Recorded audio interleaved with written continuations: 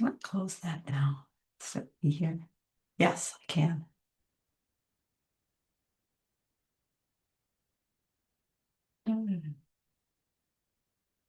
Okay. Those of you who are in the Detroit area, I've known David for a while. He's instrumental in designing and getting these gardens planted at the Finnish Center. And it happens to be right close to where Stephen's family's church was and where we had a couple of memorial services over the years. And it looks like they're going to show us about planting and growing the gardens there. And it's a Sunday coming up. So I thought if somebody's in the area and feels like going to take a look, or you've ever noticed the gardens as you go by, this particular view, I'm trying to place just where it is. It must be behind the center. But they do have a lot of plants there. It's a tough time of year to be seeing it for real. Better to go and see someone's pictures of it when it's in its good state. See, is Suzanne here? I might wait on this one for a minute. I don't see Suzanne. We'll see whether Suzanne is going to be here. Oh, Michelle sent this last week. We've already talked about it, she and I. She was in, this is from Budapest. I don't know where it's Buda or Pest, but one of them. And she said all the park had their trees done this way. See, there's no flare showing, and they've staked them very tightly. So with the things that we talk about, that aren't just our problems. Everybody in the world is into this, treating trees badly. But they want to keep the big trees, and yet the new utilities and things that go in require a lot of digging. And the things that we do, the cars that we drive, and the uh, pavement that we need to have widened and put in for access for people definitely affects tree roots. And this is also from Michelle. We talked about it last Friday, but here it is. This is her son. I think Dan is his name. And he's got his hand on the larger part of the mulberry root that they found in the garden, and he's pulling it out.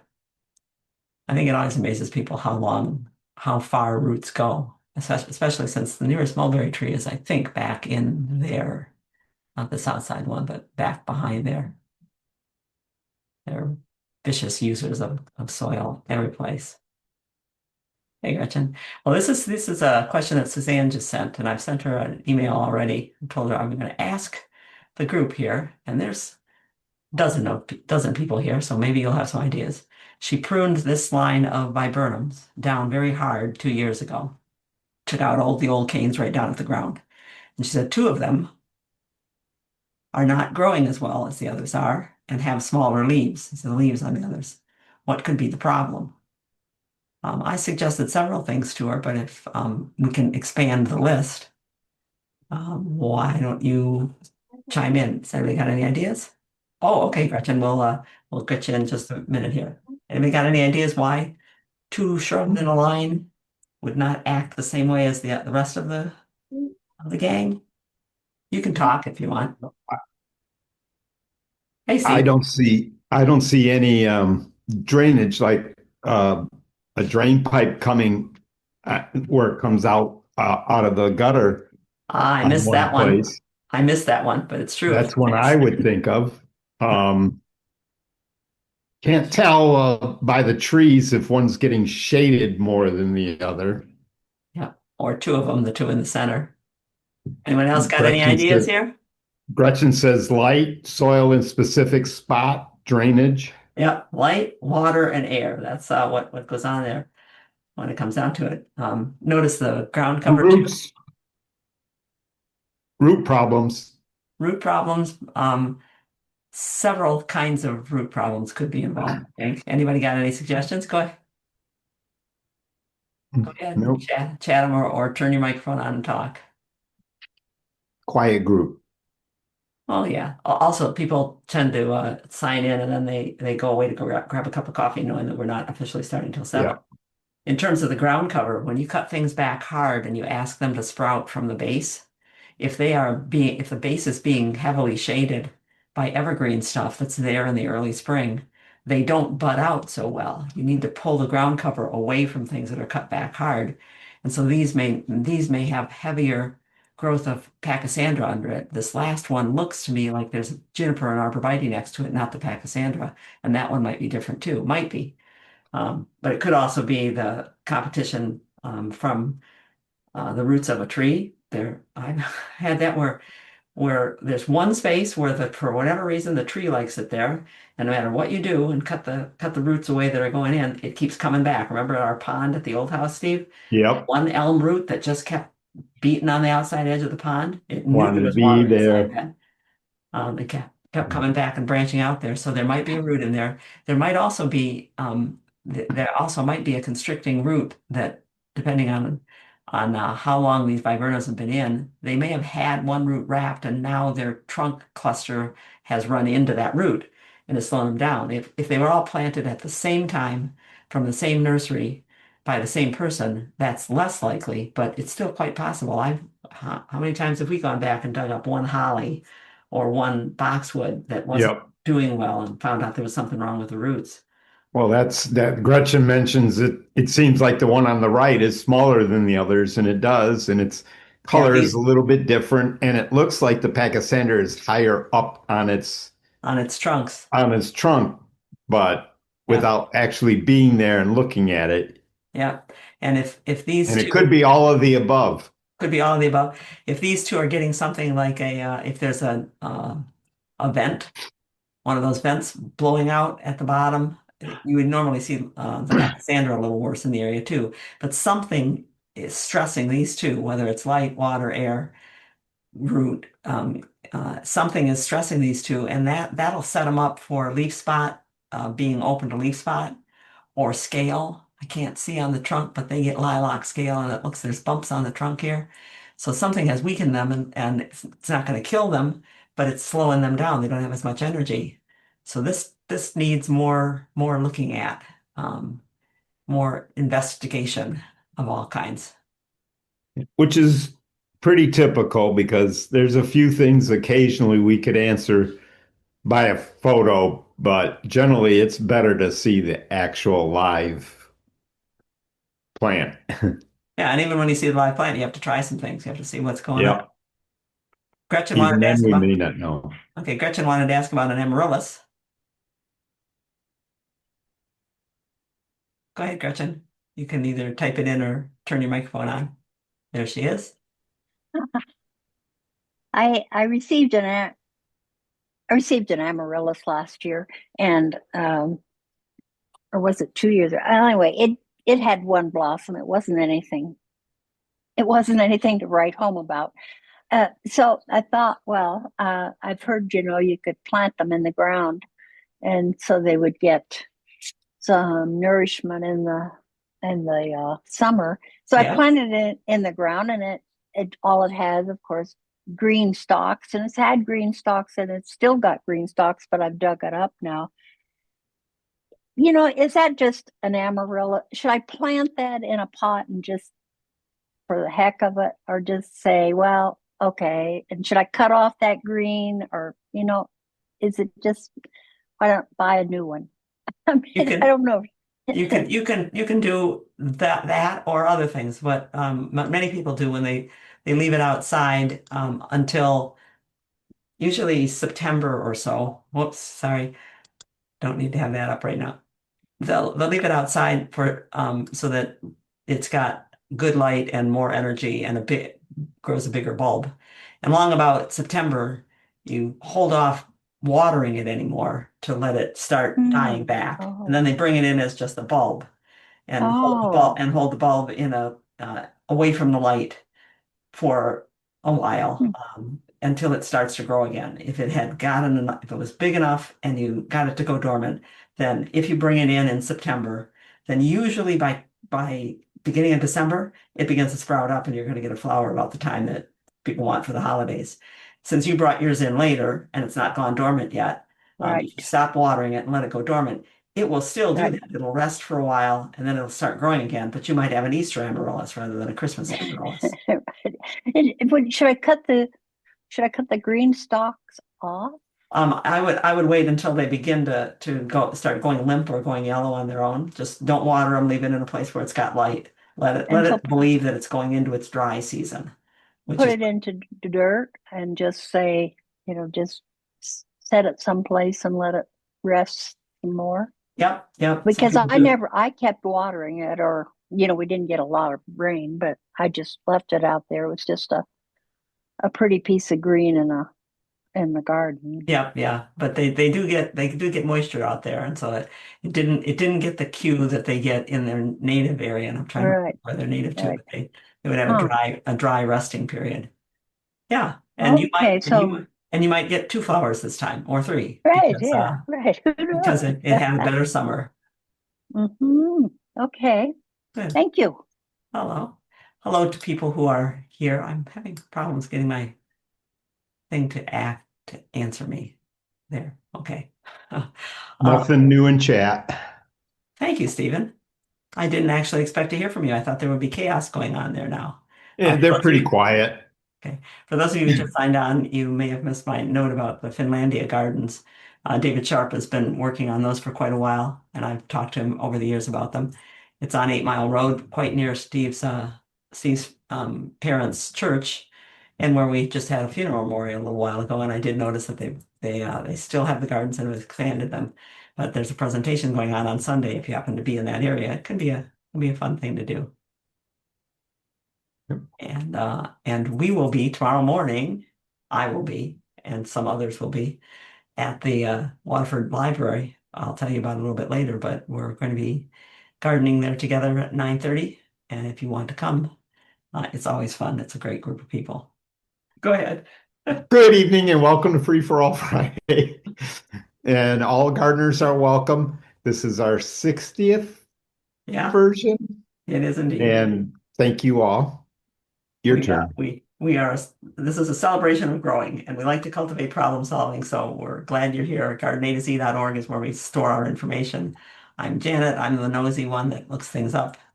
And I'm Stephen, Stephen. I'm the confused one, and that also takes the pictures. yeah, that please don't call the police if you see a man jump out of a car and take a picture of your tree. He's seen something that we needed a picture of. That's our website, GardenAtoZ.org. And if you can go there to take a look for things, I'll tell you this evening some places you can go to look up more about the topics that we're talking about tonight. But we'd like you to tell people about it because we've been putting things up there for, let's see, this will be the 13th year now that we've been running the website, but we've been writing for 40 years, not quite 40 years, and trying to put the things that we've written up there so that we can write new things. The new things we write are things that are often related to the questions people email us or text us or ask us about when we are at the library working or at the zoo working or someplace where we go to volunteer to garden. And that puts us on tracks to look for things we wouldn't look for otherwise. And we appreciate that. And we know that that way we can share more information with you and you can share more information with others and the whole gardening community gets better that way. Thus, Free for All Fridays, where anybody who wants to can come in anytime, go to our Fridays page, use the link that's there at 7 o'clock Eastern time on a Friday and come in and ask your questions. Bring your pictures. You can send the pictures in ahead, which is what a lot of people do. Are there any questions in Nothing in anybody? chat or hand raised right now. Okay, then I'm gonna move that so I can see. So we'll let that portion go. They are so pretty Mhm. and they do spread around. Winter greens is what's been going on this week. It occupied quite a bit of my time, actually, about a day and a half working on greens for the winter. It was our Wednesday. We work the second Wednesday of each month. We work at the Waterford Library. We're in charge of the gardens that we designed. As a group, we designed them, planted them, we maintain them, we change them all the time. It's a great group of people and it's a lot of fun. We were there this week and it was cold. You can see people are standing and warming up. We do have a lot of fun. People have known each other for a long time. And we take gardens like this triangle garden that's our primary place for annuals. And we make it into something that looks good in the wintertime. And what we did there is planted. It's not planted. It's a cut tree. We made a little stand for it, and we put a tree in that we're going to decorate tomorrow morning. One of the volunteers couldn't be there because of some dental surgery that didn't quite go as planned, and she doesn't like to miss that all of us cut greens from our yard or wherever we have them to cut and prune. And she has some ornaments that she's made out of pine cones and seed pods that she wants to bring. So we'll be decorating that. And because it was all annuals, well, mostly annuals, there's a couple perennials in there, like the ascot rainbow euphorbia as a perennial. But when we put the tree in, we don't want it to look bare, so we created a juniper shrub underneath it from the entry area as you come in from the parking lot. That's what it looks like, and that's better than having something bare. The patrons at the library love it. They love green, and we love green. We gardeners love green, so why not have more of it in the wintertime if we can possibly do that?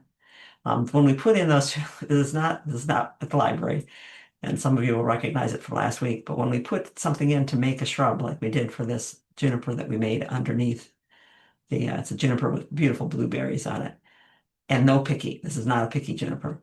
To make that shrub and make it look like it is a shrub actually growing there, we laid the branches out, making an outside ring first, but laid them out where each end pointed at the trunk. Then we laid another layer on top, each end pointing toward the trunk, and used a few little sprigs to hide the joints where they came together. And that makes a nice shrub. It's very easy to do. It's very quick. Everybody can do it. And it's such fun to see people being creative with things like this. And we looked and said, It's yeah, it's also very similar to the way we've been experiencing some beaver talk with our daughter. It's very laying the wood right. It's just the way the beavers do too. They'll lay yeah. it one way and then the other way. Never, sorry, Oh but no, I not couldn't never help mind. We'll that. have to show people pictures of that. We've been working on out how the beavers are doing what they're doing, where Sony walks all the time with her dogs, and it's been a lot of fun, and we can show you about what that is later. But yeah, those beavers are pretty amazing. Um, and we looked at this bed, which is the door to the library is right over here. People are all going to walk by, and we thought that it looked a little too empty where we cut down. Our annuals go here, and our Virginia hasn't yet filled out from some changes that we made this spring. The um, forgotten what's back here, coral bells. Rod Jersey was back there, Jersey was back in wasn't the it? corner, and these. It's funny. I can't Um, remember what. Boy, It's taking Brunner. It's enough pictures Brunner. of that. It's Brunner, a Big Leaf Forget Me Not. It's Jack Frost, Big Leaf Forget Me Not. I That bet I've taken 100 pictures over the years of that area and I didn't remember the plant. And it's one of the plants that stayed there, has been there for like 9 years. We moved it a little bit, but we haven't moved it much. Yeah, I forgot to. But we looked and said, when that's down for the winter and the pulmonaria is down, the Bethlehem sage back here, this area will look a little bit like a ruff around the bottom of the tree, which I always hate that look. I just think, why do I really admire that tree trunk that much? So we thought we need to expand this, and we had some fine textured evergreens, some yews that someone brought in, and some hollies with a little bit of berry on it, and that fine texture next to the coarser texture, because this is evergreen, and the geranium is almost evergreen. And behind here, there are hellebores that are evergreen. That finer texture extends the area that's planted and is a nice contrast. And over by our Coosa dogwood and the Memorial Rock, uh, this Coosa dogwood is a remarkable plant. We had a Coosa dogwood there when we started working, but the library had built up gardens, made raised beds around an original dogwood and also around the other trees. And because it was very deep, the original dogwood was doing poorly. The leaves were burning off before the year was over, and we couldn't fix it. We could not get down to the flare, not with all of the bed all around it. So what we did is we planted a little stick of a Coosa dogwood next to it. And when it got big enough, which was last year, it got to be about as tall as you see the dark foliage there. This is all pretty much 1 year's growth. Look at that, 2 feet of growth. When it got big enough, we cut down the original tree.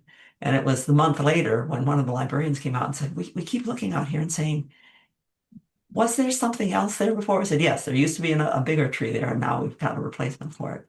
It's kind of fun to do that, and it does work. So if you've got a tree that's struggling, or there's no reason that you can't start something real little next to it and then gradually let it take over. We did Yeah. along the way take a couple branches off of the bigger one that were hanging too much over the little one, but not anything major. But these are annuals. It's a lantana, a globe lantana, and some cleome were in here. And there's a couple perennials. We've cut them down because they don't look all that great. And that's going to leave this boulder by itself. So we put holly there. We had a long branch of a holly that I took out. It really was growing where it wasn't needed. Put the holly in and false cypress around its base. So we got fine texture and coarser texture together. And then the holly, I think we've explained to you that our holly, as we looked at them, our holly that came with the house, turns out they're all females. There's no males out there. So we don't get very many berries. So we had a couple berries on it.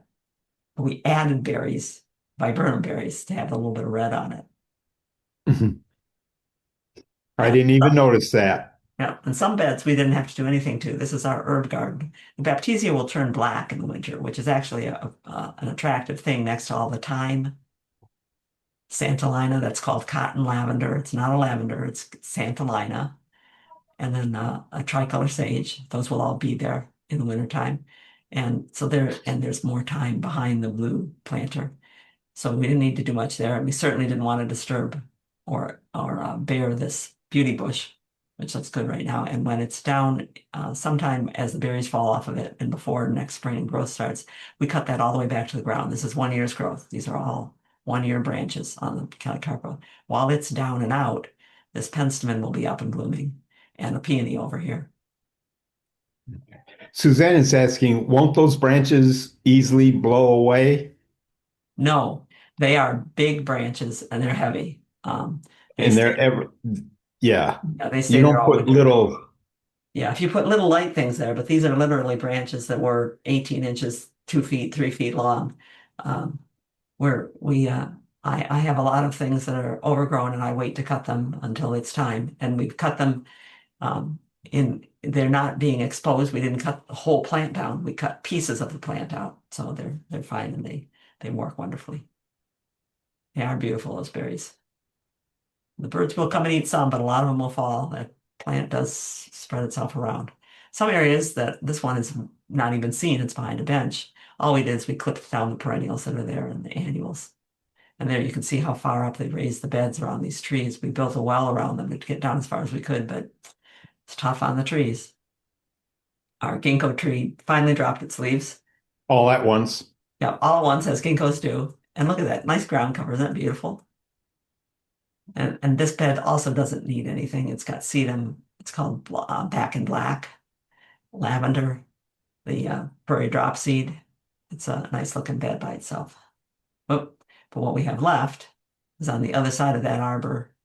We right now have nice color in the Amsonia, and it'll look pretty good even in the wintertime. We have the arborvitae, nice gold that's there. The viburnum may keep a lot of the foliage over the winter, but it'll go to a much duller color than it is right now. But it didn't look too attractive with the stuff in front of it. So we've taken that down, and that leaves us a little bit bare. So tomorrow, our main objective, aside from putting ornaments on our little tree, is we'll decorate these arbors. We'll put arborvitae branches on them and hydrangea heads, and it's just fun to do. We've already got blue star juniper. They're not planted; they're just laying there, big clumps of blue star juniper. And if we cut them now, actually, if you cut them anytime after it starts getting cool, these things last forever. They're not going to drop their needles. Some do. Let's see, what lost its needles one time when we used it out there? There are some things that don't retain their needles as well. I can't remember what it would have been. Yeah, the spruces don't. The junipers are wonderful. The holly and the Arborvitae lasts a long time. Arborvitae they're all still green. And yeah. Yeah. Yeah. Carol, did you just say that you cut the beauty Berry back berry to the back to ground? the Yes. ground? Yes. Yes, it did. That means it blooms on new wood. Yes. Now you've got Calicarpa americana in your list there. This one is a hybrid. This is a Calicarpa called amethyst. It's a hybrid between the American and the Asian one. The American one, if you cut it all the way to the ground, it's generally not going to bloom really well unless it's got a very long growing season. The berries on the American one are clustered more at the spurs at the base of side branches. So it's a little different with the American one. You can cut it back, but you don't get quite as much show if you cut it all the way back. You're better off to cut some stems and keep lots of lively new stuff coming and not cut all of them back. Smooth bottom boots. Okay. Evergreens. Yeah, evergreens. And some people take seed pods. It's their seed pods from the Coreopsis triteris, the tall tick seed Coreopsis. and they've been painted and they'll be part of the decorations too. So come join us. We can tell you about the things we've been doing and why we've been doing them. And Mary says, I hope I have cleaned my cleated boots for the last time. I seem to remember a picture of your smooth bottom boots. Please tell me the make. Well, first of all, Janet's boots are rather old, but they weren't cleated as bad, and they're oh no, definitely red. they never had that heavy tread on them. No, they My were boots, yeah, they were Red Wing boots. right. They are Red Wing boots. I've been wearing Red Wing boots for 50 years now. Yep. When I started Me working, too. yep, when I started working for the telephone company, I was outside climbing poles, and we needed to have boots with a steel shank in them. That was required. The only place that I could find that had sizes that could fit me of decent work boots was Red Wing, and having smooth bottom boots was a better thing for me for the cleat for the climbers to fit on, and also so that I didn't track things into people's house. And I've been wearing the same style ever since. They're not as good for trekking, that's for sure, because I don't get as much grip on the ground. But the smooth bottom is nicer for cleaning them off. There, you got that down. Yeah, and you use the lower boot. Yeah, Yeah, you don't go mine's the the low real rise, tall boot. low rise boot. I have a pair that is cleated, and I like it in the winter, but not so much now. At this time, for some reason, it gunks up and then makes it slippery. Whereas the ones like Janet, she doesn't get gunked up, and she still could. Yeah, it still seems to get traction. Yeah, he can say that. I'm the one walking. When we're out walking trails, I definitely don't have as much traction as I would with tread. Beautiful tree. Okay, I crammed a bunch of stuff in tonight, and I shouldn't have, but we've done fertilizing many times before. We've often said and many times that people who garden must have fertilizer phobia, or maybe it's math phobia because fertilizing requires math. So I want to take you quickly through what we did. It's at the library. As quickly as fertilizer can be gone through, Yeah. Um, which the isn't too quick. Yeah, we got our soil test results back from the library gardens. Excuse me, from the rain garden, which has a different soil than the soil in the raised beds. And what it told us when we looked at it was what kind of fertilizer we could use. And we have not fertilized in that bed before, but it's time to do that every few years to take a look and see if you need to do that. And so we sent in, now this is a picture of the old style soil test. Now they have a plastic bag that is addressed and you put the soil right into the bag that's there. You don't have to find your own bag. But you basically take a sample of the soil by digging soil from 10 places, not mulch, just soil, mixing it up together and making one small baggie and sending it in with a list of what you want to grow. Mhm. In our case, we wanted to grow perennials in our rain garden. And someplace it says here, we'll get to that at some point. And what did I just do? Sorry. Oh, and what it tells us is that we don't have very much phosphorus. We're barely into the optimal range. We have very little potassium, real common in Michigan soils. Magnesium's okay. You'll notice, those of you who know fertilizers, that are NPK, nitrogen, phosphorus, potassium. There's no nitrogen shown here. They don't test nitrogen, not unless you ask for that especially, because nitrogen is always breaking down in the soil. It is constantly being renewed and having to be renewed either by natural means or by putting it on. So no test for phosphorus. They know it's going to be gone. And when you do, there's so many kinds of fertilizer to get. This is going to tell you what fertilizer to get. It says per 100 square feet, what you're going to put on every year. Per 100 square feet, you're going to put on 1/10 of a pound of nitrogen, 2/10 of a pound, twice as much phosphate, six times as much potassium, which is telling you that you need a 1-2-6 fertilizer. If you can find a 1-2-6 fertilizer, then Please let us know. yeah. I have a question into the soil lab to say, so why are you telling us 1-2-4? But we'll worry about that later. We don't have to talk about that now. This tells you that's your ratio. However much nitrogen I put in, I need to put in 6 times as much potassium and twice as much phosphorus. So you go out looking for fertilizer. These are the numbers that you're looking at. And this bag tells us the percentage of nitrogen, the percentage of phosphorus, the percentage of potassium. It's always listed in that order, NPK, and it's always percentage. So in this 50-pound bag, 15% of it is nitrogen. There's 7.5 pounds of nitrogen in this bag. And because we need that for 100 square feet, everything needs 1/10 of a pound for 100 square feet. We can take that bag and say if it's got the 7.5 pounds of nitrogen, that's enough for 750 square feet. Because we take our 7.5 pounds and say, I need 1/10 of a pound in each place. That's enough for 750 square feet. So I could put that onto 750 square feet. I've met the nitrogen requirements um, the nitrogen requirements for perennials. That leaves us still needing our 0.2 pounds. We've only put on 0.1 pound of phosphorus, and we only put on 0.1 pound of potassium. So we need at that point to get a different fertilizer. If we use 15, 15, 15, or 1, 1, 1, or 3, 3, 3, we're not going to get the ratio that we need of higher amounts of phosphorus and potassium.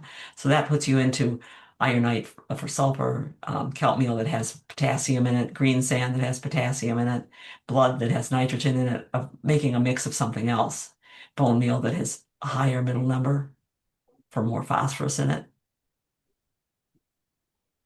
Now, gonna leave that for a minute, and I'll tell you what we put on in a bit. Another number that alarmed me is our cation exchange rate. That's what this is. And if you click on each of these things on the soil test result that comes back to you from Michigan State, and it's similar in other states, I've seen their results, not exactly the same. But if I click on that CEC, it'll tell me that that's cation exchange rate. Cations are the molecular form of the chemical that gets stuck to the soil particle, and that when it gets wet, roots can draw it in. Our soil is down below 6, cation exchange of below 6. We would like that to be 16, 18, 19, someplace in the teens. This means that the soil is not able to hold very many cations, that the cations that it does attract to itself get knocked off very easily, like as water flows through. So our soil is not going to be something we can load up on fertilizer and expect it to stay there. It's a soil that's probably like this one, where the topsoil has some color in it, and the further down you go, the lighter it gets because everything leaches out of that soil. It can't stay in the soil.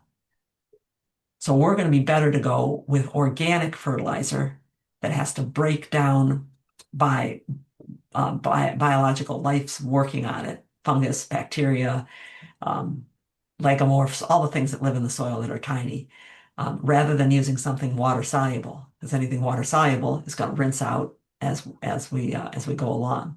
So any of those powders are not our ideal thing to use unless we want to use that powder every week or two.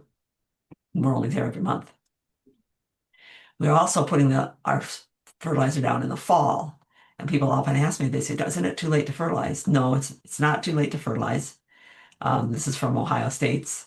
The only time you can put nitrogen on in the fall is when winter soil temperatures are going to be low enough to stop and slow down how ammonium breaks down. Ammonium is the type of nitrogen that's in organic materials, like this is Spoma Organic, tells you that it's nitrogen. It's a 3-4-3, 3-4-4 fertilizer, 3%, 4%, 4%. The 3% of its nitrogen, most of it is what most of it, here we go, 2.2, is water insoluble nitrogen. And that means that it's ammonium format. And some of them will actually tell you what kind of ammonium it is, but it's all from feather meal, poultry meal, green sand, alfalfa meal, things that have to be digested by the soil biome before they can be released as excrement, liquid form that the plants can take up. So we're going to use an organic fertilizer, and what we decided to use, Garden Tone, is 3-4-4. We could use something like a combination of worm casts and a bone meal for the middle number and a green sand for the third number, which is kind of what we did, except that putting in 1% means that to get enough for what area we were fertilizing, we were going to need 100 pounds of this stuff. Now it's too expensive. Well, maybe not. Maybe the library would pay for that, but I didn't ask. What we did is we Too went expensive. Yeah, we went with It would Holly. have been too expensive. We went with Holly Tone. Holly Tone rather than Garden Tone, rather than Plant Tone, rather than Tree Tone, because it's a 4-3-4. little higher on the nitrogen than we like to see. It's almost a 1-1-1 fertilizer. But It just lets you know it's exactly the same as their evergreen organic fertilizer. well, It's the ratio is, yeah, but this one has 5% sulfur in it. which the evergreen one did too. And okay, Anyway, sorry. so there's a number. Because I'm looking at a soil pH of 8.1. That's quite alkaline. And when you have alkaline soil, you often get chlorosis. Now you can get chlorosis on one plant. This is a rose that's chlorotic. And the one plant might have a root problem. It's not getting enough nutrient because its roots are bound. It might be sitting in a spot where there's some aging concrete, making the soil alkaline and the plant not next to it. But if you see chlorosis happening in a number of different kinds of plants in an area, chances are that your soil is acid. Even if you didn't test it, you might guess that. And in that range, 7.5 to 8.5 of soil pH, it's preferred by plants that are adapted to that pH, but there might be possible phosphorus and metal deficiencies in other plants, rhododendrons, azaleas, many plants. So I'd like to use one that will be lower the pH a little bit. What? That's one of the things that you do to try to make your hydrangeas bluer rather than going toward pink. You can see the different colors on this one where the different parts of the plant are getting different amounts of the nutrients that break down when the soil is more acid. So we're using the Hollytone, and that's going to leave us needing to have more phosphorus and more potassium because it's almost a 1-1-1 fertilizer. The soil test will help you out in that they'll take the fertilizers and say, here's one we know there's one out there that's a 5-11-26, and here's how much of it you use. Boom, you're done. You don't have to do any math. But that's not quite the right fertilizer. That's not quite the right ratio. So we have a worksheet. You can download it if you'd like to off of our website. And it's kind of like doing your taxes. You fill in your forms of how many square feet you've got and what your soil test says that you need. And it tells you what to multiply it by and where to put the numbers over take 6A and put it here. And you'll come out at the end with how many pounds of each kind of fertilizer you need. And there's no way to get around this, or you can this is Georgia Extension Services list, and they're telling you what you do. An example, here's what you do. Calculate the phosphorus. There's no getting around math. You either let somebody do it for you or you figure it out. But it does require that you know what 100 square feet is. I do that by standing a place in the garden and scattering around me 5 feet. I can gauge 5 feet because I'm a little over 5 feet. I can say, okay, I can lay down and my head will hit that edge. I say, okay, that's how far I can go. And I fertilize that area. So that's 100 square feet all the way up to my feet. Then I move to another area. Or you might want to take on our mulch calculator. And for this, I have to zoom back in the chat for a minute. I put a link in for you. Uh-oh. I think I can zoom back on the chat. Way back. I can get it. I got it. Oh, okay. Because I couldn't find the Because you signed up just fertilizer. after I put it on. It wasn't on for you, I think. Okay. Well, I was just on our web. Never mind. I'll talk to you about There we that go. later. Yeah. Yeah, it is on our website. And if you go to the website, you can either enter mulch calculator in the search and it'll bring you to this page where you can put a little X in the box to show what shape it is, what it is. It'll tell you how many yards of mulch you need. It'll tell you how many square feet you have, which is what you need here. So that's all set up for you already. You can put in how to get it and it'll tell you what's up. So you can do that. And when you're looking at fertilizers, you also are going to find things like Steve was saying, way too expensive to use worm manure to get all your nitrogen. That's an awful lot to put down. So if you've got something that's a fertilizer that you can look at and say, okay, I got a 646 fertilizer, I got this many pounds. You can put that into our fertilizer calculator to find out whether it's worth how much extra you're paying, because how much you're paying per pound of nitrogen is really how you rate these fertilizers. So there's another one. Oh, thank you, Stephen. So Steve put in the fertilizer chart too. So you can download a chart that you just put in the number. So they've got some of the major ones like Garden Tone and Organic Weed Preventer and Osmocote and Green. And you can put in your own fertilizer with its numbers. And then you put in how many feet you're going to fertilize, and it'll tell you what you're paying for it. There's a difference between pounds of nitrogen costing $444 a pound versus costing $42 a pound. That's a big deal. To me, that's a big deal. And the same goes for fertilizer for containers and things, except that these are so small that you go by what it says on the box, the scoop per gallon. They've figured out for you already what I figured out on weighing out our Hollytone and figuring out what's up from there. Hollytone actually told us on the bag that it's 3 cups.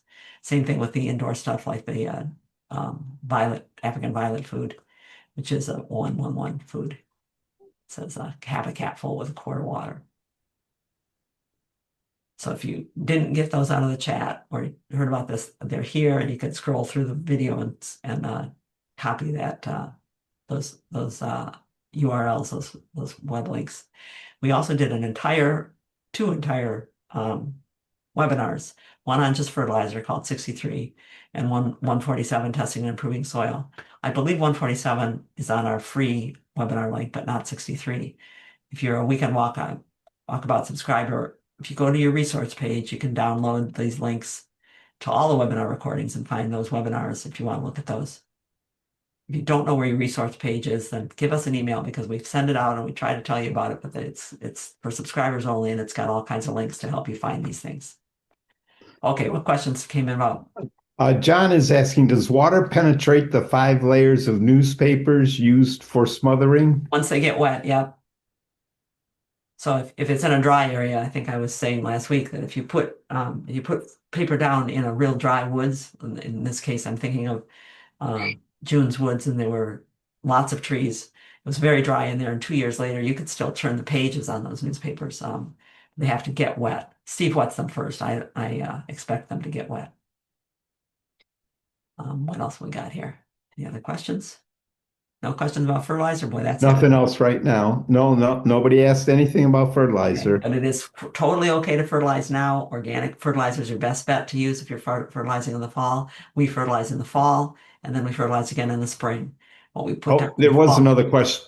There was another question I missed. Okay, what we put down in the fall breaks down as the soil warms up in the spring. What we put down in the spring breaks down as the season progresses. So we're covering our 2 major growth periods, when they're growing roots now and when they're coming up budding next spring. Okay, Steve, what's up? Owner is asking, I planted a spent mum today with its fading blooms. Is it better for the mum to establish itself and put down roots with the blooms or without? It's better for the mum to put down its roots in the spring. Mums don't do much rooting at all in the second half of the year. So if you put something in the ground now, you need to water it until the ground freezes, and then leave the top on it, or put some other mulch over the top to keep it moist, because it's just not going to grow out of that pot, and it's likely to dry out and die. But planted in the spring, they're wonderful. So this time of year, you've got to do a little more work to keep them going. And there are some mums that won't make it through the winter no matter what you do to them. They're all hybrids. And there's one particular deep ruby red fully double one that I'd love to have, and it never seems to make it through the winter for me. The yellow ones and the white ones always do, and they're the ones that I didn't really want to have. Plants do that to you. Okay, we talked about jumping worms last Friday, and about worms moving in compost, and people were questioning whether the compost that they get from their supplier by the yard or from their municipal composting facility is going to have jumping worms in it. And we explained that when you're at a composting facility, this one is is that Salem Township, Steve, where this one is? Yeah, off of Napier Road, I believe. This is one where all the garbage trucks come from the people who pick up the municipal routes, and they dump their mulch, their loads here, and the end loaders move them into a big pile. You might be able to see some, whoop, whoa, some fog over it now. See the bags in there. They then dump these things into, this is a shredder. They're dumping them into this bin at the top here, and it's shredding them and putting them out into this mountain here. That gets moved over here and then gets put into rows. They have to be at least 3 feet high. And this is big enough for the end loader to run down between them. so that it can turn the pile. So it'll turn the pile over to here, and then it'll turn this pile over to here. So they shred them up quick. If they need to, they'll add wood chips into them, and they want to move that stuff quickly. They're getting so much coming in all the time, so they heat it up, keep it heated up so that it can break down quickly. And jumping worms are going to be killed. Wisconsin has done some studies. Wisconsin Extension has found that the jumping worms, cocoons, and the worms are killed at about 104 degrees, 103 degrees. Malt compost to break down goes up to 140 degrees. So I think you're pretty safe on the compost. And we've seen a number of composting facilities. They work the same way. Here's some that's newer. Here's some that's older. It's a good material. So I wouldn't worry about your jumping worms with compost. John is wondering, is there a make and model of a leaf shredder that we recommend? We really like the um Steve. We just Well, it was oh, Toro. Not John Deere. What's the other one that's It was Toro. No, no, it wasn't Toro, it was the other one. The red one in the back? Yeah, Or no, that the famous red one. It'll come to one of us later, but we liked that one a lot. We also had a um what was the name of the other one? It was a Briggs and Craftsman. It was a Craftsman. And we liked that one, but we didn't like how the hopper worked as much as the one that we had. It shredded leaves better than the bigger one that we had that chipped wood too really well. Yeah. Oh, for crying out loud. It was For all my not life. Toro. Okay, we'll think Oh about it. well. It'll come to my mind because it's one that ever since I first saw them, I said, "Oh, I want one of those." It was an 8 horsepower, and that was much better than our 6 horsepower. Plant of the week gets to be the oaks, and particularly the white oaks that are going right now. There's not a lot else happening, and these majestic trees are just beautiful. Living in Oakland County, we have a lot of them around, and they are beautiful trees. Some of them are not such great color, and that's partially because of the year. Some of them, the leaves browned out earlier, but you can see some have that nice red, deep red gold tone. A lot of those leaves are going to stay on.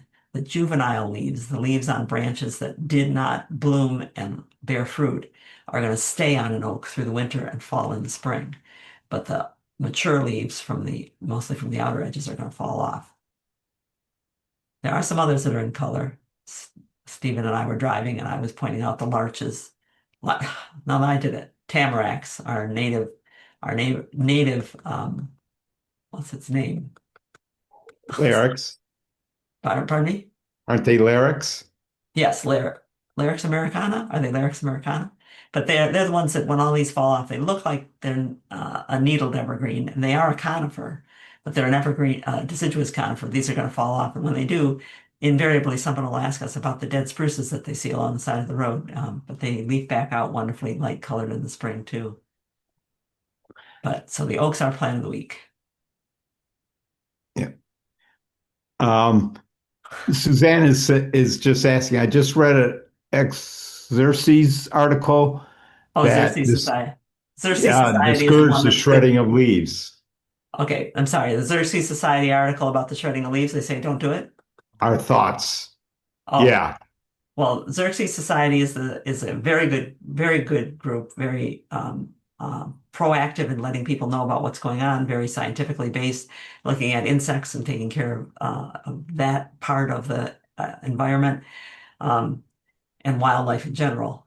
If they say that there's a problem with doing it, then I would not do it. I have not seen that. And as far as I know, for the most part, now there are caterpillars, for instance, that will curl a leaf around them and make what's called a hibernaculum, and they'll spend the winter curled up in this leaf. But generally, those are leaves that are still hanging on the plant rather than on the ground. There probably are some mites and one of the other ones called the little bitty wasps, um, predatory wasps that may have their eggs in there.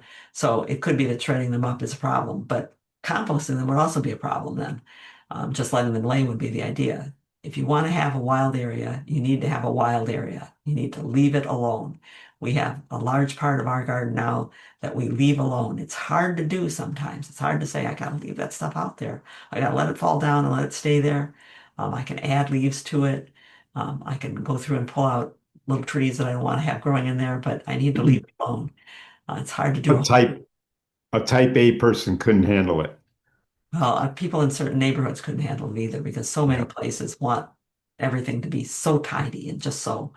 Um, but yeah, Yeah. shredding leaves might be a problem. Altering the environment in any way might be a problem. The Putting in the plants we put in is a problem. chipper shredder was a Troy belt. Troy belt. Thank you, Carol. Thank you so much.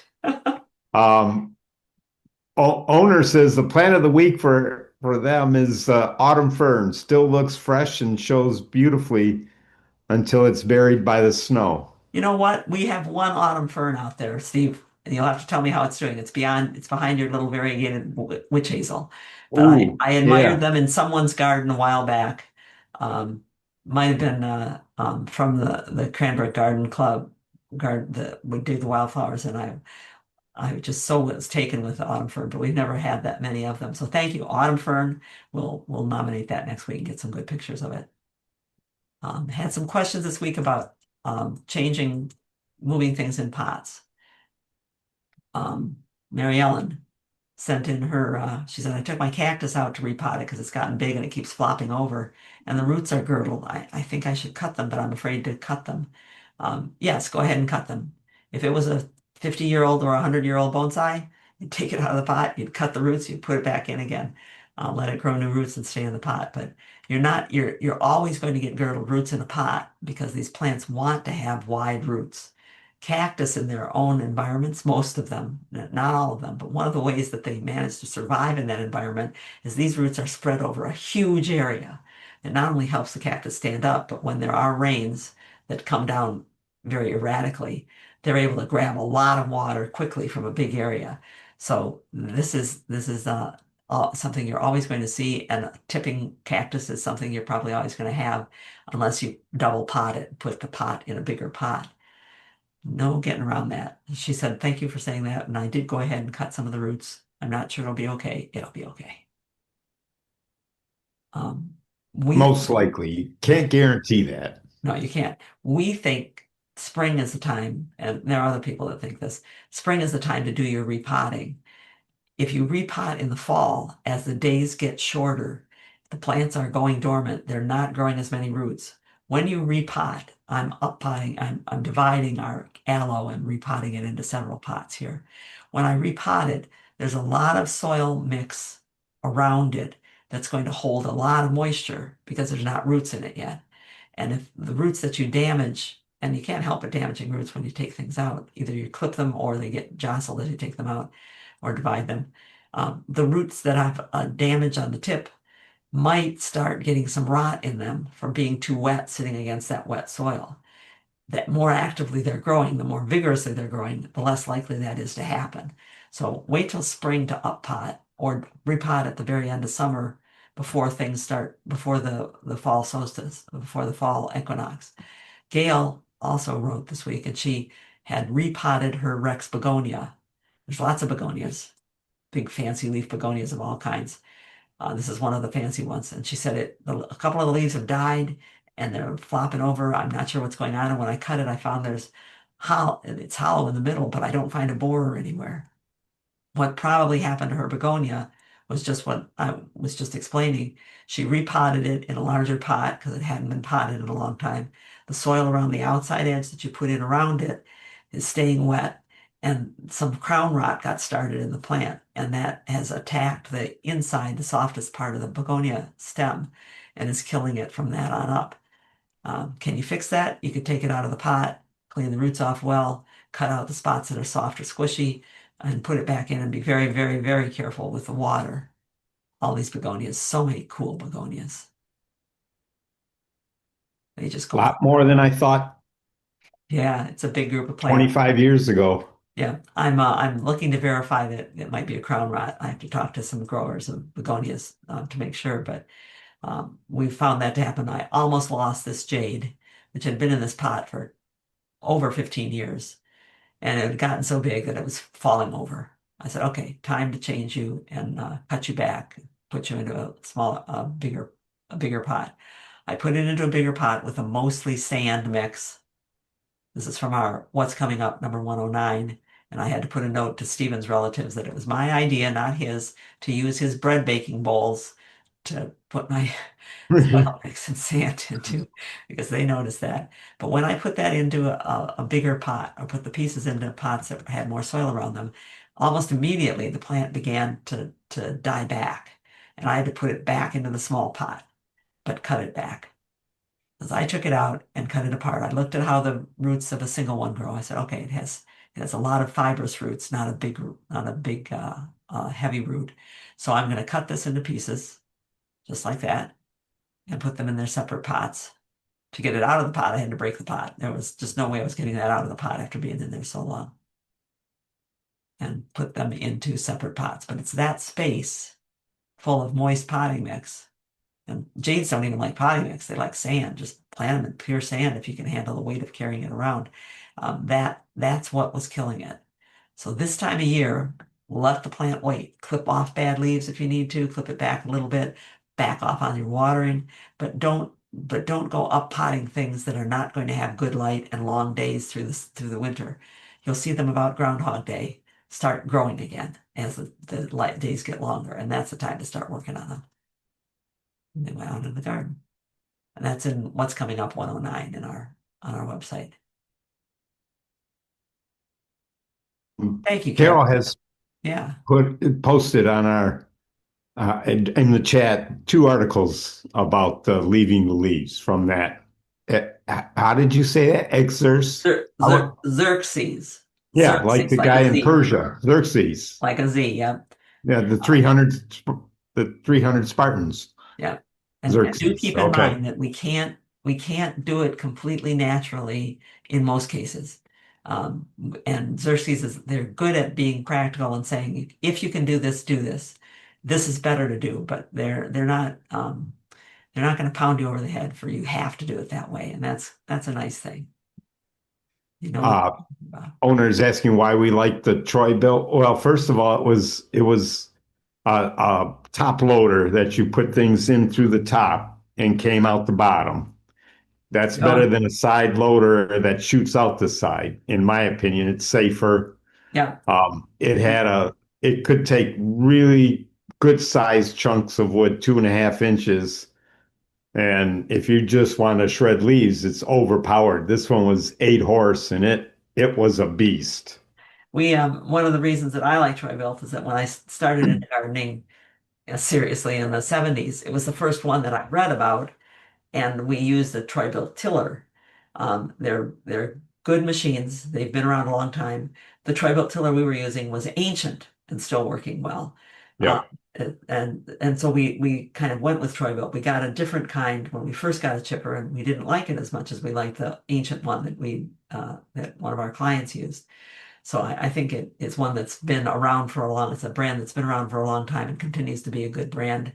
And it did what we needed it to do. The one that we had in between would bog down. If I got a whole armful of leaves and put it in there, it would sometimes cough and stall because it couldn't handle the wet leaves, whereas the 8 horsepower could. The Troy built was easy to access if you did jam things up, relatively easy. I mean, sometimes you jammed a big piece of wood hard and it took a while to break it. You actually had to chisel it. But in the other one that we had, the Craftsman, it wasn't easy to get in and break up anything that jammed it. It was too hard to work on. I will say too that if you get any kind of a chipper shredder, get the electric start, get a push button start.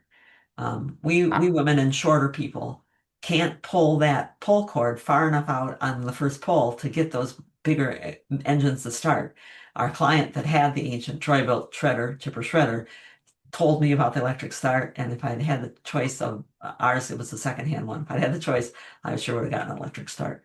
Yeah, the first 18 inches of pull is nothing, and then it grabs. So for short people, you've already used up over half of your pull. Yeah. I never realized what was going on until my son got a little bit taller than me, and he could pull the ripcord on a lawnmower and get it to start, and I had to try it numerous times. That's back when I was strong, or at least as strong as he was. Weed of the week. I'm not sure if we're going to have a weed of the week, but we talked about weeds last week and people said, oh, we like that. So I'm talking about nutsedge. Nutsedge, that thing that looks like grass that's been creased down one side. And oh, I do hate to see nutsedge in a garden. It's a native plant, so you can't fault it for that. But you can't just, if you just cut off the top of it, or you just hoe off the top of it, or you just yank it, you're going to have to repeatedly come back and do it again because it will be back. It grows from a nut. That's why it's called nut sedge. And I put my fork in here. I've loosened deep because I know that these are in the ground. And if I don't get these nuts, which sometimes of the year, depending on their growth stage, are lighter colored, they blend right in and you can't find them. But if I get it out whole, if I take it out whole, there's the nut. See it about 4 or 5 inches down there? And that's the nut that was formed last year and is pushing this spring's growth. Now that new spring growth is pushing new runners that are coming out to the side. And I think, where did I put that picture? There. You can see that at the tips of the runners, the new nuts form. So I've learned A, go deep for nut sedge, loosen deep to make sure that you're going to go deep because they're going to do the extension, then it swells at the tip, then those get better and drive next year's growth out of the mature nut. So go deep to get them out. And when they are blooming, put these in the wrong order, Steve.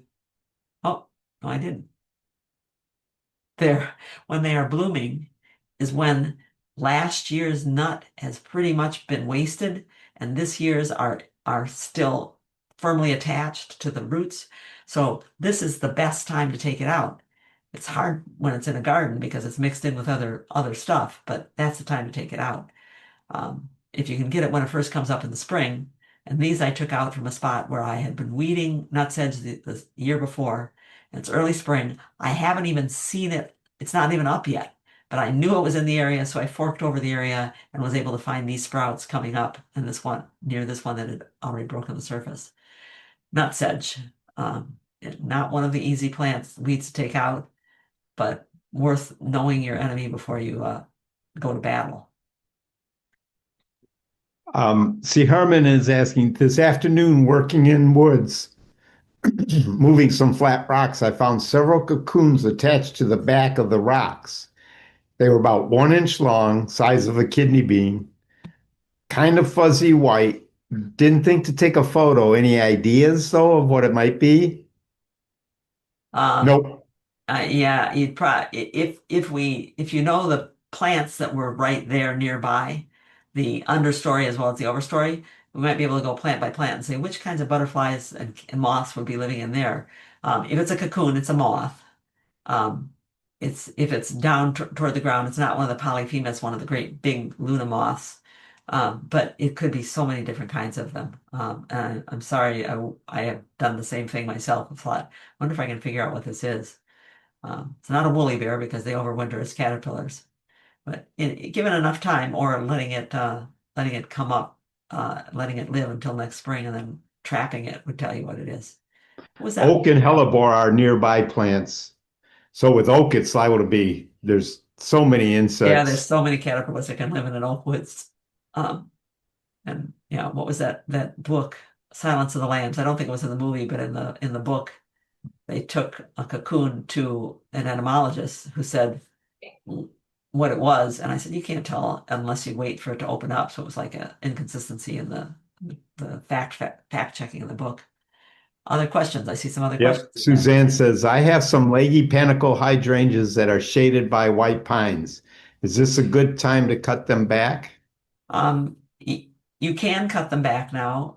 It may be a better time to cut them back to wait until late winter, early spring, because despite the fact that they've lost their leaves, they're still transferring starch from their growing above ground parts to the roots.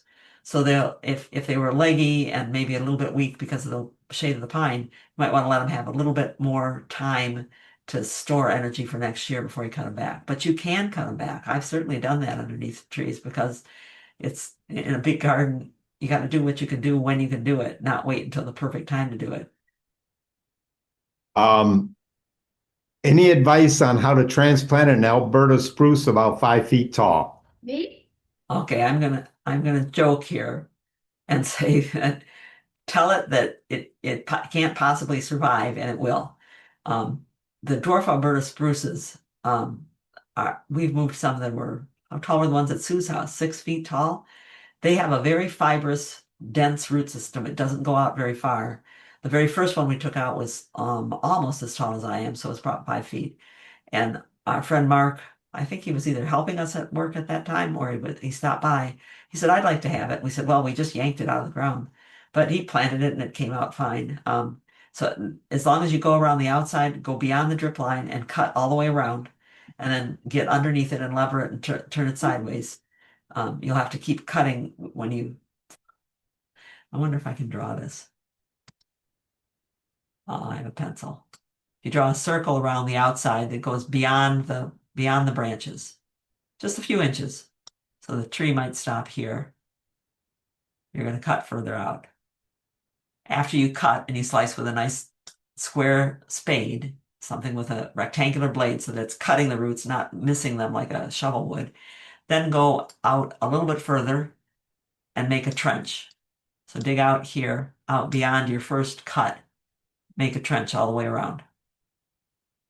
Take the soil out of that so that you can get your shovel down in deeper and slice underneath and keep slicing underneath all the way around until you can tip the plant over and then just put it onto a tarp and slide it to where you want it to go.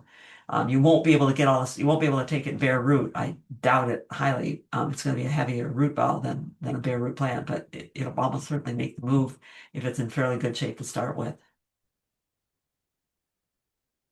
Carol says, nutsedge is evil, so is wild garlic. Do you have any suggestions for getting rid of it? Wild garlic? Yes. Not garlic mustard, wild garlic. Wild garlic is like trying to get rid of Star of Bethlehem or squill. It's a bulb, which means that it's going to store energy through its growing period, which is early spring until wild garlic until probably June or so before it starts making a flowering stalk. And you have to get it out before it makes any major growth. So early in the spring, you have to dig out all the bulbs you can find, and then you have to come back through and do it again as the little bulbs that you missed and they fell back into the soil come up. You need to take them out again. But it's repeated work and repeated work that I often tell people, why don't you just move to a new place if you're a gardener? I have to get rid of some annotate. No, erase everything. I'm sorry. They're all drawings. Okay, sorry. I'm not used to drawing, so I forgot to do that. So you're going to need to take time to get that out, and it's just, especially with wild garlic, because it's a grassy leaf, it's going to be in the lawn too, and be not noticeable because it doesn't, if you mow it, it doesn't come up and bloom, so you don't notice that there's garlic out there, maybe unless you smelled it. And from there, it can move back into the beds, so it's just hard to do. That's the wild garlic. The nutsedge, like I said, I dig them out when I know that they are, and we keep digging them out. We had one client who did a very good job of getting them out. We dug out all that we could, and I explained to her that it's going to come back because there's pieces left in there. You need to come out here every week, and any leaf that you see that looks like this, you need to break it off so that it can't photosynthesize and rebuild the bulb. And she was able to get rid of it that way. She told me that she did use herbicide on it one time, one of the times that she went out and regretted it because it did kill that plant, but she got some of it on some other plants too. If it's one of those days when you can't go outside and work or don't want to, while I was looking for something else, I think I was looking for nutsedge or something about garlic mustard. I found a department. The laziness has started here. Stephen is at our grandkids' house, watching the grandkids and their friends. I'll get to join him and be part of the chaos shortly. But yeah, he's got some stuff going on in the background. What I found, and I thought we haven't told you about it in a while, is we have a whole quotations library full of quotations that one becomes a gardener by becoming a gardener. I mean, that's what you do. What he did was this comes from one of Neil Gaiman and Terry Pratchett's book called Good Omens, and it talks about a man by the name of Crowley who grew beautiful plants by putting the fear of God into them. he'd every couple of months he would pick out a plant that was growing too slowly and he'd walk past the other ones. And as he would carry it past them and say goodbye to your friend. He just couldn't cut it. And I think that's a great way to grow. Um, but it's just kind of fun to leaf through. We have them divided into groups by life philosophy, by vegetables, and by kids, by different things that are in there. And I think I found it when I was looking at the farmer's best fertilizer is his footprint, which is what I thought that I hope to see who wrote it down in the first place, and it didn't say. Aren't trees beautiful? Aren't they gorgeous? Going the wrong way, Janet. Carol asked about wild garlic. What about removing garlic mustard? It's a biennial, so you've got to be out there right now. You need to make sure that anything that came from seed and grew a little bit this year, that you kill it, pull it, cut it. At the nature centers, they walk through arm's length apart and literally take a crew through walking and pulling it all out. But you need to get biennials now. One of the things that people like to try to grow that's biennial is foxglove, and they say it doesn't work for me. I think Mary is on now, and we had noticed what she's noticed, that foxglove, you don't cut it down in the fall. It's gorgeous right until it finally gets killed by a really, really hard freeze. But it needs that last part of the year to grow really well. So you need to be out there in the fall pulling garlic mustard. Sure, you can get it other times in the year, but if you don't get it in the fall, it gets ahead of you the next year and more seed gets dropped.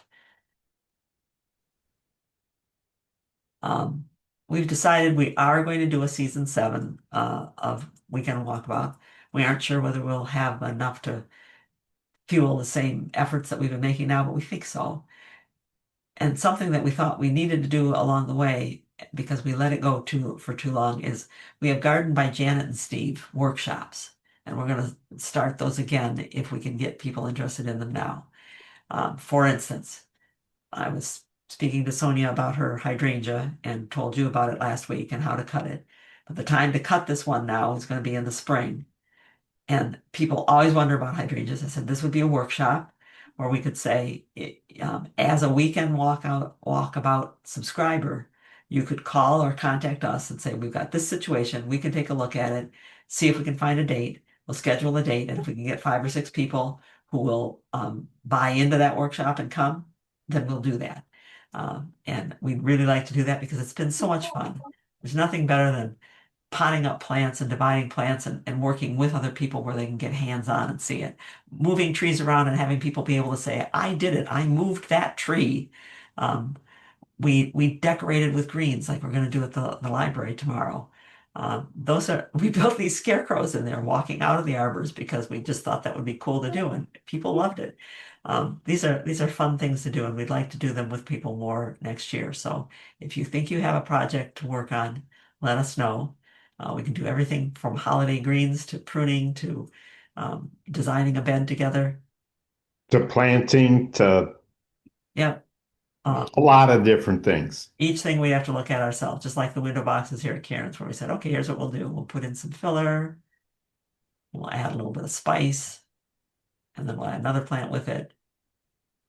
You can do that any time of year. So we'll let you propose a project. We don't have clients anymore that we can invite people out to them. We'll schedule a workshop, and if we can do that now before the end of January while we're working on the season 7 Weekend Walkabout webinar, we can put them on the schedule and people can register to attend. We'll put that schedule out first to the subscribers so they'll have first choice, and we'll charge only 50% to those subscribers that want to come. But those people willing to host it and willing to let other people take part in 4-dimensional, as in 3 dimensions spatially and 4 dimensions at the right time in small groups, if you're willing to let people come and do that, well, that will be your benefit. You won't have any charge for us coming out there. Just send us an email. And yes, we are looking for your ideas. Because you're the ones Suzanne asks. you're the ones who know where the questions still lie after we've told you what we think we can help you with. If there's still questions, those are the things we need to go out and do. And we've always called those Garden by Janet and Steve, but a couple of years ago we were not scheduling them ahead of time. We weren't, it wasn't working out satisfactorily in that there weren't as many people to attend and not as many things scheduled far enough ahead for people to be able to attend. And I see that Uh, it's time, so we should go. yeah. I have the Up dance. up north, there was a mention of an up north project that could be worked out. We might have to raise the fee a little bit for travel and stuff like that. Yeah, we have done things a lot of, we We've went up been and to Copper Harbor. been to Copper Harbor to do a garden by Janet and Steve. It was great fun. It is more expensive because people have to travel to get there, but it's great fun to do We've that. been to Massachusetts too, That's right. We did one in Massachusetts. and You didn't know Illinois, that. Yeah. and Dayton. Yep, you're right. Dayton too. We've been around. We've been around, folks. Yeah. Well, thank you. Thank you very much for being here today. Attending. And if you've got questions, if you've got pictures, if you've got things to celebrate on what went well or what you finally figured out, send us pictures. Tell us about it. We'll share it with other people. Suzanne, I talked about your viburnums at the beginning, and we got a couple of other suggestions, including downspouts. I'll send you an email to catch you up on that. Thank you for sending that in, and I'm sorry if by putting it in immediately I got in the way of your hearing the answer live. Suzanne, it will also be on the video once we post it. Right. Well, yeah, Suzanne, I did send you an email already with my first guesses on what could be going wrong. Steve suggested, in addition, that there might be a drainage problem, and Gretchen, I have to get back to the chat. Can't remember. Gretchen summed it up probably best. The soil in a specific spot or the drainage in a specific spot might be not working well. But I'll amend the email and send it to you because we do answer everything that comes in individually too. We just like to share them around with people at our Free4All Fridays and our weekend walkabouts. Well, you all have a great weekend. Yep. Thank you all, and take care. Yeah. Oh, I do hope these didn't get frosted down at Ooh. Yep. And let's see, I know I put the next date on it. Yes, we are here next week. Free4All Friday 61 is next week, November 21st. Have a great weekend, you guys. Take care, everybody. Ta-ta for now.